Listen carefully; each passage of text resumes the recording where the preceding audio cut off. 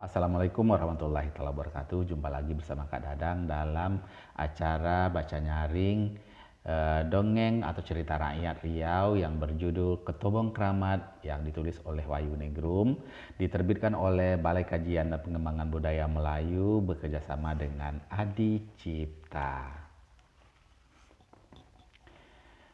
Di sebuah negeri yang bernama Pelalawan, berkuasalah seorang raja yang bernama Raja Pelalawan.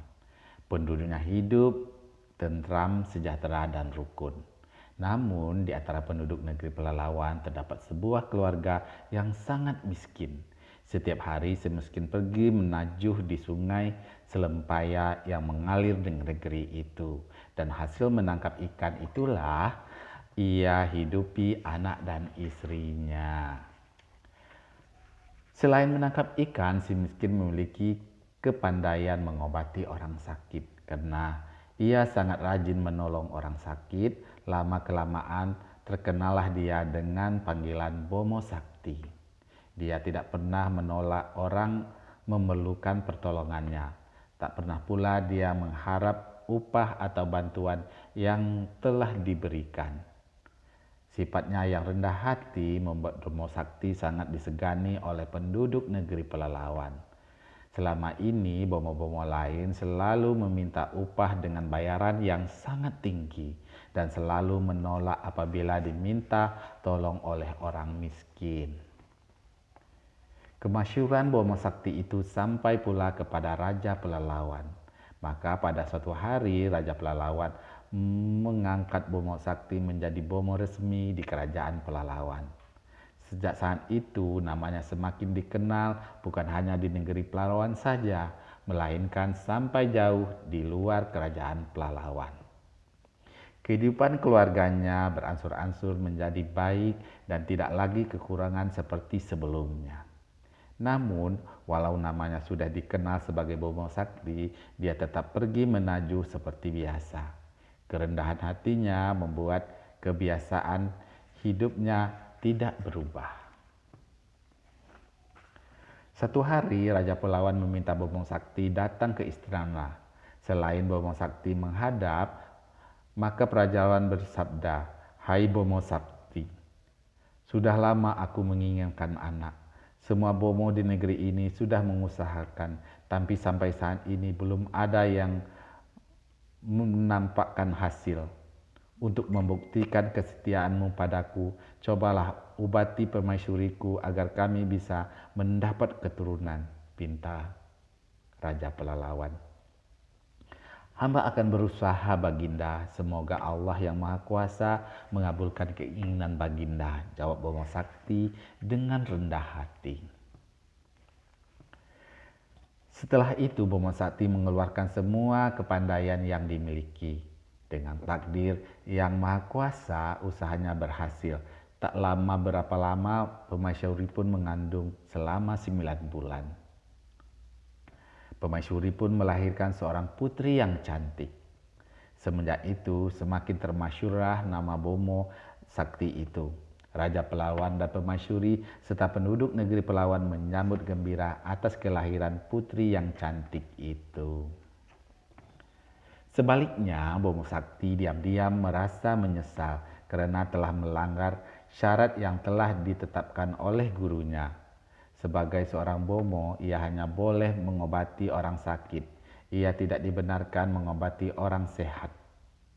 Apabila orang yang sudah mati, jika ia melanggar syarat itu, maka hidupnya akan teraniaya. Jika beladang padinya akan hampa, jika mengail ikan takkan menggena, jika berlayar angin akan mati, jika berternak tak akan berkembang baik. Oleh sebab itu ia beristirahat, berhenti menjadi bomo. Demikianlah keesokan harinya Bomo Sakti mengutarakan isi hatinya kepada Raja Pelalawan. Disampaikan bahwa ia telah bermimpi bertemu dengan seorang tua yang melarangnya menjadi bomo. Apabila ia tidak menuruti orang tua tersebut, maka keluarganya akan teraniaya. Mendengar penjelasan Bomo Sakti, Raja bisa memaklumi. Maka Sejak saat itu Bomo Sakti resmi berhenti menjadi Bomo. Penduduk negeri pun tidak lagi datang untuk meminta bantuannya. Bomo Sakti kembali menjalani hidup sebagai penajuh pekerjaannya yang selama ini dilakukan sebelum ia menjadi Bomo. 15 tahun kemudian tersiar kabar bahwa putri Raja Pelalawan yang cantik itu jatuh sakit. Penyakitnya semakin hari semakin parah. Sudah puluhan Bomo didatangkan dan berbagai negeri. Namun penyakit putri tersebut tidak berkurang sedikit pun. Harapan terakhir Raja Pelalawan hanyalah kepada Bomo Sakti yang sudah belasan tahun tidak pernah ia terdengar kabar beritanya. Karena terlalu lama menahan sakit dan Bomo Sakti pun belum juga ditemukan, maka dengan kehendak Allah Subhanahu wa taala mangkatlah putri kerajaan Pelalawan.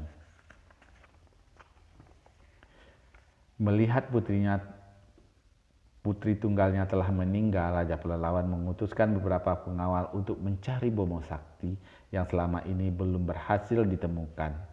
Malam itu juga dengan susah payah pengawal istana berhasil menemukan Bomo Sakti di sebuah pondok dekat sungai Selempaya. Oleh karena raja yang memanggil, maka berangkatlah Bomo Sakti ke istana. Sesampai di istana, raja berkata, "Hai Bomo Sakti, hidupkanlah kembali putriku ini. Buktikanlah kesetiaanmu kepadaku sekali lagi. Jika engkau tidak bisa menghidupkan putri, maka anakmu akan aku tawan di tempat yang sangat jauh dari negeri ini." Karena takut mendengar ancaman tersebut, maka terpaksalah Bomo Sakti menuruti kehendak rajanya.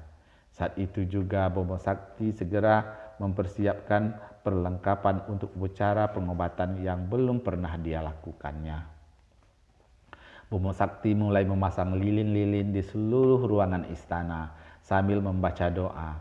Kedua tangan Bomo Sakti menepuk tawari putri yang telah tak bernyawa itu.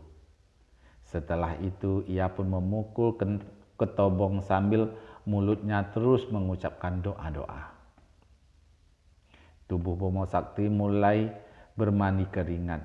Ketobong yang dipukulnya pun kelihatan seperti berapi-api. Tak berapa lama kemudian, selubung yang menutupi putri itu bergerak-gerak. Semua orang yang melihat kejadian itu sangat kagum, heran, namun juga ketakutan. Tiba-tiba terdengar putri raja itu bersin. Kemudian putri itu duduk seolah-olah baru saja bangun tidur. Putri itu hidup kembali.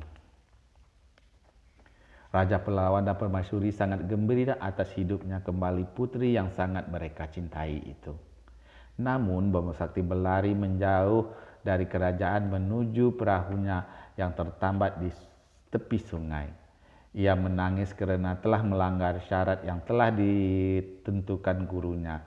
Sambil mengayuh perahunya, ia melihat pengawal kerajaan sedang mengejarnya di belakang.